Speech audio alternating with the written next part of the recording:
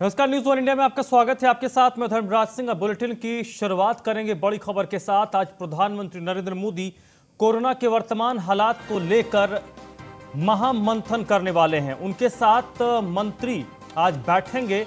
अब से थोड़ी देर के बाद यानी कि 11 बजे के आसपास ये मीटिंग शुरू होगी। इसमें प्रधानमंत्री तमाम मंत्रियों के साथ कोरोना के वर्तमान हालात और वैक्सीनेशन को लेकर चर्चा करेंगे। सुबह 11 बजे का वक्त बताया गया है जब मंत्रियों के साथ प्रधानमंत्री की यह बैठक होनी है। यह बैठक वर्चुअली होगी। वर्चुअल माध्यम से तमाम जो मंत्री हैं आज प्रधानमंत्री के साथ जुड़ेंगे और कोरोना वैक्सीनेशन को लेकर चर्चा होगी। फोकस इस वक्त प्रधानमंत्री और मंत्री के समूह का होगा, मंत्रियों का होगा कि कैसे जो बढ़ते हुए कोरोना के मामले हैं उसको कंट्रोल किया जाए और वैक्सीनेशन को युद्ध स्तर पर इंप्लीमेंट किया जाए। क्योंकि स्थिति इस वक्त देश में यह है कि 1 तारीख से 18 साल से अधिक उम्र के लोगों को वैक्सीनेशन की शुरुआत करनी है, लेकिन कई राज्यों ने सीधे तौर पर हाथ खड़े कर दिए हैं क्योंकि उनके पास वैक्सीन नहीं है। केंद्र की ओर से दलील दी जा रही है कि सभी के पास पर्याप्त वैक्सीन है। अगर 45 साल से अधिक उम्र के लोगों को अभी ठीक ढंग से वैक्सीनेशन हो नहीं पाया है और उसमें अगर 18 साल से ऊपर के लोगों की भी संख्या जुड़ जाती है तो एक क्रियोस की स्थिति उत्पन्न हो सकती है। ऐसे में वैक्सीनेशन सेंटर के बाहर भीड़ नजर आ सकती है। तो कैसे एक सेफ तरीके से ज़्यादा लोगों को वैक्सीनेट किया जाए, इस पर आज संभवतः चर्चा होगी। कोरोना के जो आंकड़े लगातार बढ़ रहे हैं, पॉजिटिविटी रेट है, जो संक्रमण का दर है वो जो बढ़ रहा है, उसको कैसे कंट्रोल किया जाए, इस पे आज संभवतः 11 बजे जब मंत्रियों के साथ प्रधानमंत्री की चर्चा होगी उसमें इन मुद्दों को रखा जाएगा और इस पर कुछ निष्कर्ष निकालने की कोशिश होगी। तो इस वक्त पूरे देश के सामने जो सबसे बड़ी चुनौती है वो कोविड है। कोरोना का ये दूसरा वेब लगातार लोगों की जान ले रहा है और एक तरीके से आप कह सकते हैं कि देश का जो हेल्थ इंफ्रास्ट्रक्चर है वो पूरी तरीके से धाराशायी हो गया है, चरमरा गया है। विशेष तौर पर जो देश के बड़े शहर हैं वहां पर स्थिति अभी भी विकट बनी हुई है। देश में बेकाबू होते कोरोना के हालात में पिछले 24 घंटों की अगर बात करें तो इस आंकड़े के जरिए ही आप समझ सकते हैं कि स्थिति क्या हो गई है।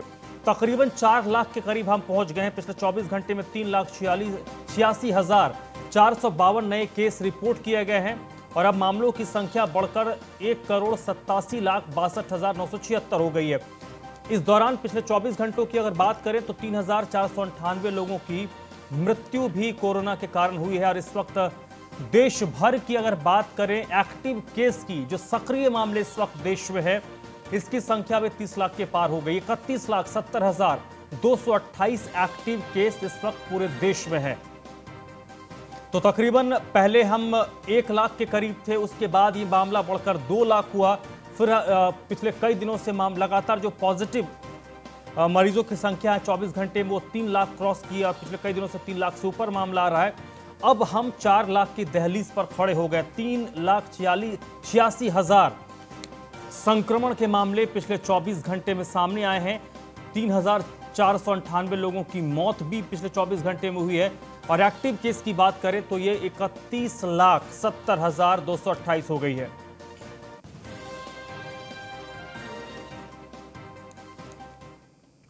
अयोध्या से अगली खबर है जहां पर शोध संस्थान के निदेशक का निधन हो गया है।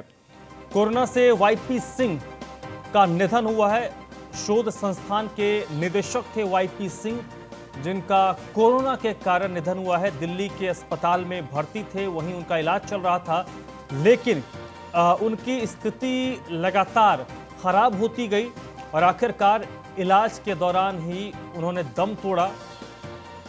वाईपी सिंह का निधन दिल्ली के अस्पताल में हुआ है जहां पर उनका इलाज चल रहा था।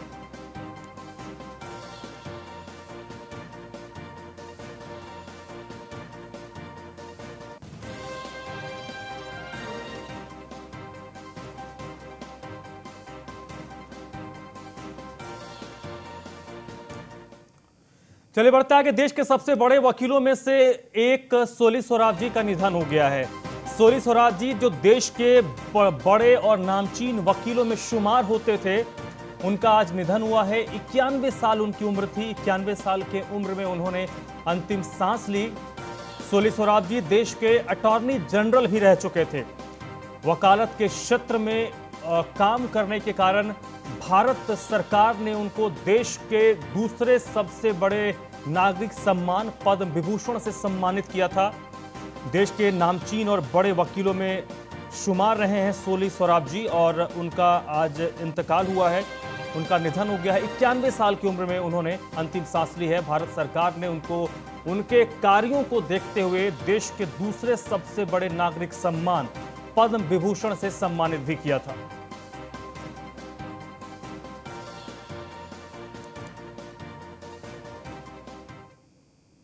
रायबरेली से राहत देने वाली खबर है। देर रात 3 टन ऑक्सीजन लेकर टैंकर रायबरेली पहुंचा है।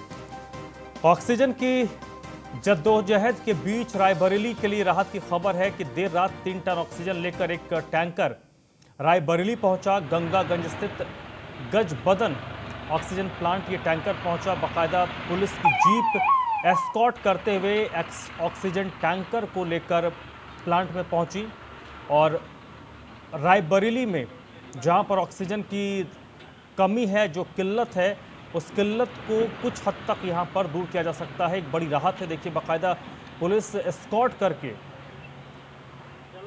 ऑक्सीजन के टैंकर को प्लांट में पहुंचाया गया है।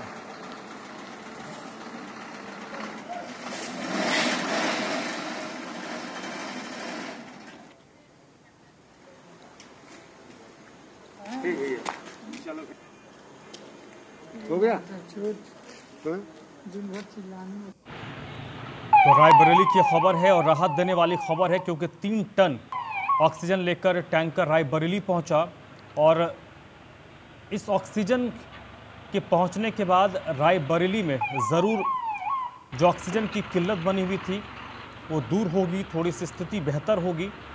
पूरा देश इस वक्त ऑक्सीजन की कमी से जूझ रहा है। डिस्ट्रीब्यूशन जो ऑक्सीजन का होता है वो पूरी तरीके से एक तरह से कहें क्योंकि फेल हो गया है, और इसके पीछे वजह यह है कि डिमांड और सप्लाई में बहुत ज़्यादा फ़र्क आ गया है। जितनी ज़रूरत है उतना उत्पादन हम नहीं करते थे, लेकिन अब स्थिति ये हो गई है। और सबसे बड़ी बात, अगर हम ऑक्सीजन का उत्पादन भी कर लेंगे तो टैंकर्स की स्थिति उतनी नहीं है, और टैंकर्स भी अगर हैं तो ट्रैवल करने में वक्त लगेगा, और जितना वक्त लगेगा उससे लोगों की जान जा सकती है। इसके लिए बाकायदा रेलवे की मदद ली जा रही है, भारतीय वायुसेना की मदद ली जा रही है। रोहित मिश्रा इस वक्त मेरे साथ जुड़ चुके हैं। रोहित, एक बड़ी राहत रायबरेली के लिए 3 टन ऑक्सीजन पहुंचा। कुछ वक्त के लिए तो स्थिति बेहतर जरूर हुई होगी। जी बिल्कुल, मैं बताना चाहूंगा, रायबरेली में सिर्फ एक ही ऑक्सीजन प्लांट है जिसपे केमिकल लगातार खत्म होता रहता था। तो उसको देखते हुए अभी 3 दिन पहले भी 3 मेट्रिक टन जो है ऑक्सीजन वहां पे पहुंचा था केमिकल। उसके बाद आज बीती रात फिर जो है राहत देने वाली खबर सामने आई है कि वहां पे केमिकल खत्म न हो सके, इसके लिए स्टाफ से पहले से ही 3 मेट्रिक टन फिर देर रात जो है पुलिस की सुरक्षा व्यवस्था में जो है ऑक्सीजन प्लांट पहुंचा है। कहीं न कहीं ये राहत देने वाली खबर, क्योंकि लगातार रायबरेली से खबरें आ रही थी कि रायबरेली में ऑक्सीजन की कमी से हाहाकार मचा हुआ है, लोगों को ऑक्सीजन नहीं उपलब्ध हो पा रहा था, इससे लोगों की मौतें हो रही थी। तो एक राहत वाली खबर जरूर है, लेकिन अब ये जो आया है ऑक्सीजन, इसको किसको दिया जाएगा? क्योंकि लगातार जो जिस ऑक्सीजन प्लांट में आया है वहां से सिर्फ और सिर्फ सरकारी, जैसे जिला अस्पताल हुआ, L2 है, L3 के लिए ही ऑक्सीजन जा रहा था, लेकिन होम आइसोलेट जो पेशेंट है उनको ऑक्सीजन नहीं उपलब्ध हो पा रहा था। अब जिला प्रशासन का होम आइसोलेट जो भी पेशेंट है उनको ऑक्सीजन उपलब्ध करा पाता है या नहीं, ये आने वाला समय जरूर बताएगा। चलिए, बहुत बहुत शुक्रिया आपका रोहित।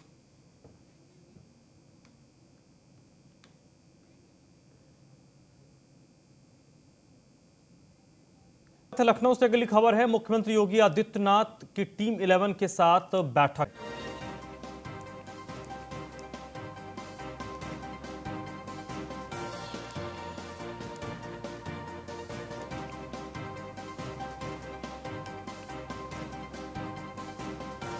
कोरोना वैक्सीनेशन को लेकर मंथन किया जाएगा। अब से थोड़ी देर के बाद ये बैठक शुरू होगी। मुख्यमंत्री आज लगातार टीम 11 के साथ बैठक कर रहे हैं, और विशेष तौर पर कोरोना और के बढ़ते मामले और वैक्सीनेशन को लेकर ये बैठक होनी है।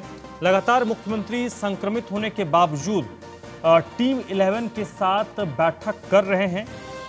कोरोना के वर्तमान हालात और वैक्सीनेशन को लेकर चर्चा की जाएगी, और इससे पहले जो बैठक हुई थी उसमें यह तय किया गया था कि उत्तर प्रदेश में जो लॉकडाउन है उसके दायरे को थोड़ा बढ़ाया जाए। उसके बाद शुक्रवार रात से मंगलवार सुबह 7 बजे तक लॉकडाउन को एक्सटेंड किया गया है। आज जो बैठक होगी उसमें संभवतः 1 तारीख से जो वैक्सीनेशन 18 साल से अधिक उम्र के लोगों को होनी है उसको लेकर चर्चा की जाएगी, कैसे उसको व्यापक तौर पर किया जाए। उस पर मुख्यमंत्री टीम 11 के साथ चर्चा करेंगे। अब से थोड़ी देर के बाद ये बैठक शुरू होनी है।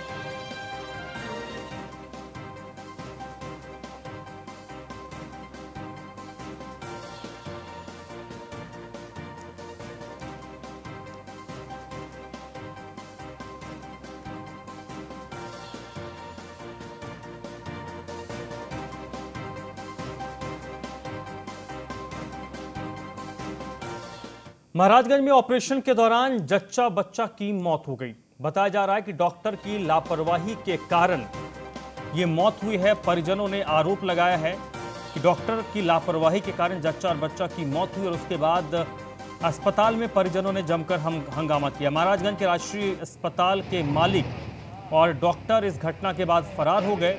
महाराजगंज के घुघली थाना क्षेत्र की यह घटना है, जहां पर यह अस्पताल है, राजश्री अस्पताल नाम है इस अस्पताल का, जहां पर जच्चा और बच्चा की मौत हो गई। परिजनों ने लापरवाही का आरोप लगाया, जिसके बाद जो प्रबंधक और डॉक्टर हैं वो मौके से फरार हो गए।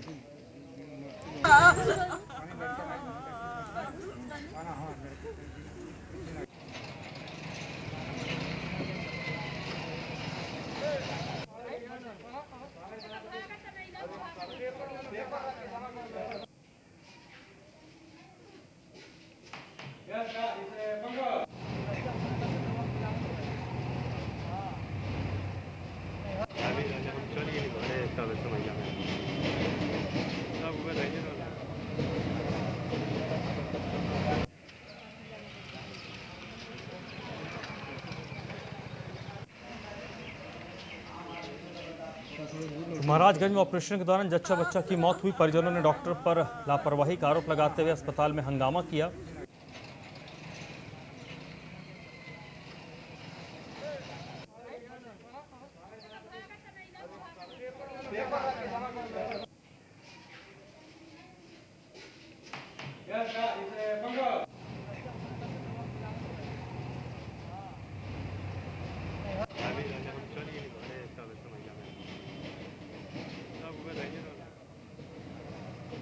तो महाराजगंज में जच्चा और बच्चा की मौत के बाद परिजनों ने हंगामा किया। राजश्री अस्पताल जहां पर ये एडमिट थे, आरोप है कि लापरवाही के कारण ये मौत हुई। हालांकि जब परिजनों ने हंगामा किया उसके बाद मौके से जो अस्पताल के प्रबंधक और डॉक्टर थे वो मौके से फरार हो गए।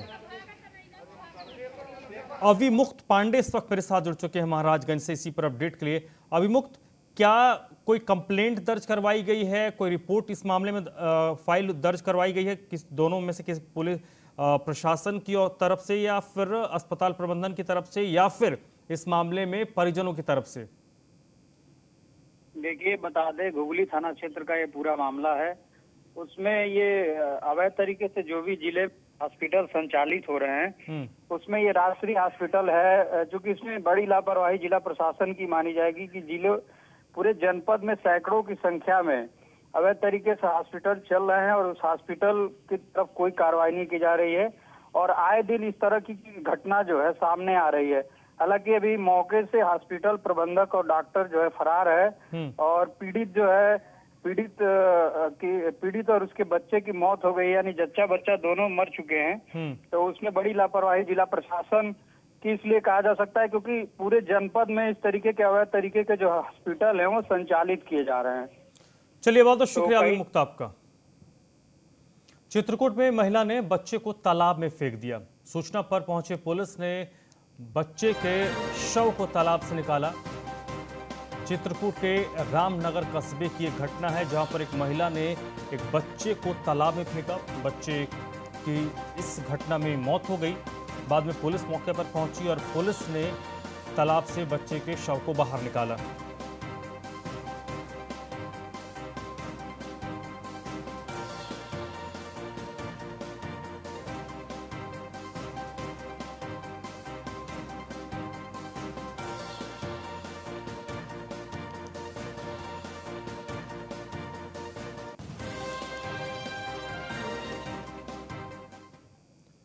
प्रतापगढ़ में जिला अस्पताल की इमरजेंसी में मारपीट का मामला सामने आया है। अस्पताल की इमरजेंसी को ताला लगाकर बंद कर दिया गया। मारपीट होने के बाद जिला अस्पताल की इमरजेंसी बंद हो गई है। सुबह के वक्त दबंगों ने वार्ड बॉय और फार्मासिस्ट के साथ इमरजेंसी में मारपीट की। वार्ड बॉय के सिर में इस घटना में गंभीर चोट आई है। जिला अस्पताल से ऑक्सीमीटर भी दबंग लूट कर ले गए। तो फिलहाल ये जो प्रतापगढ़ की आप तस्वीरें देख रहे हैं, सीसीटीवी फुटेज है। दबंगों ने वार्ड बॉय और फार्मासिस्ट के साथ मारपीट की और अब विरोध में इसे बंद कर दिया गया है। सुबह ही ये मारपीट हुई है। इमरजेंसी में वार्ड बॉय और फार्मासिस्ट की दबंगों ने पिटाई कर दी। ये देखिए,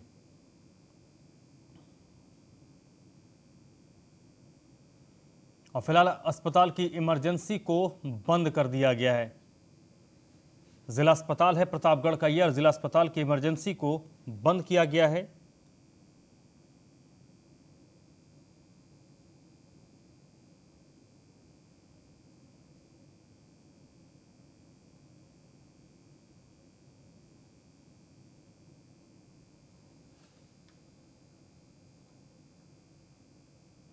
इस बुलेटिन में फिलहाल इतना ही।